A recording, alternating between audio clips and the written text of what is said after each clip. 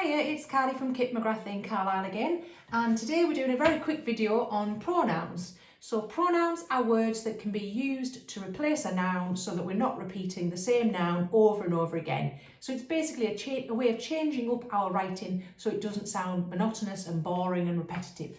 So in this version I have done it without any pronouns, and what I'm going to look at is pointing out where we could have used pronouns, okay?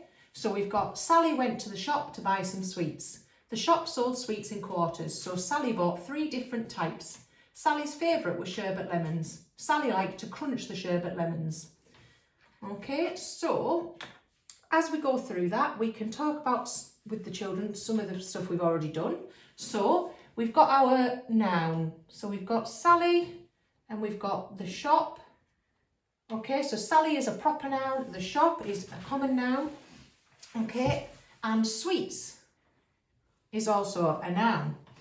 Okay, you would expect to see those the first sentence. The following sentence, you would then expect some of those to be changed up. So you wouldn't expect people to be repeating Sally or the shop or the sweets necessarily.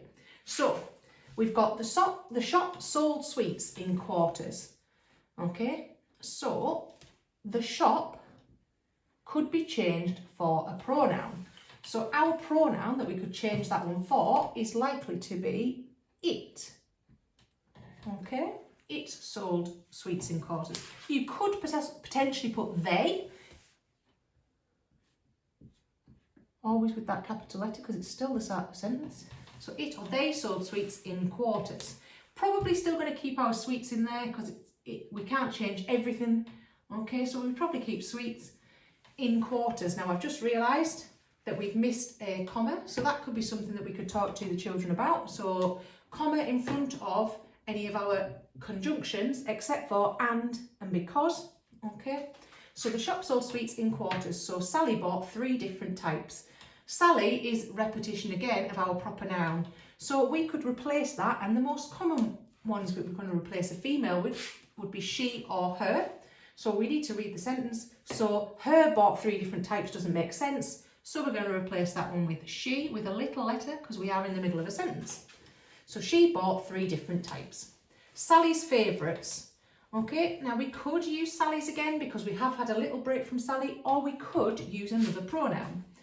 And the reason that we've got this apostrophe in Sally's is because it's something that belongs to Sally. So the favourites belong to Sally. So this is an apostrophe for possession. Okay, so as I was saying, we can change Sally's. So instead of saying Sally's, we could just say her favourites. So again, that's another pronoun used to replace a noun or a proper noun. So Sally's favourites, her favourites were sherbet lemons. Okay, that's all fine. Sally, again, we're saying her name again. Now, if we've changed 2 in between, we might be happy to leave that Sally. That is entirely up to you. We could just say she again. So that's a question mark, that's up to you. You might be happy to go back to Sally at that point. So she liked to crunch the sherbet lemons. So sherbet lemons are another noun in there, and we've repeated them in very close succession. So in 2 sentences, one after the other. So we're probably not going to say sherbet lemons. At that point, we could have a different pronoun, them. Okay, so those are some pronouns. So he, she, they, them, her, his.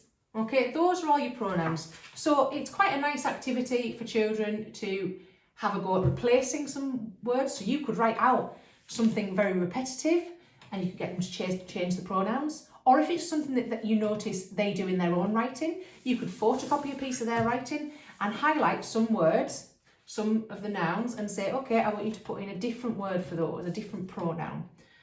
Or we could do some kind of pronoun snap. So you could have in one pile, you could have a list of words like this. So you could have Sally, you could have shop, you could have sherbet lemons, all these kinds of nouns. And in the other one, you could have pronouns, and we could try and pair them up. So there's lots of different activities you can come up with to kind of get children used to identifying pronouns. Okay, if you've got any other ideas or any particular questions, just pop them in the comments and I'll get back to you. Thanks.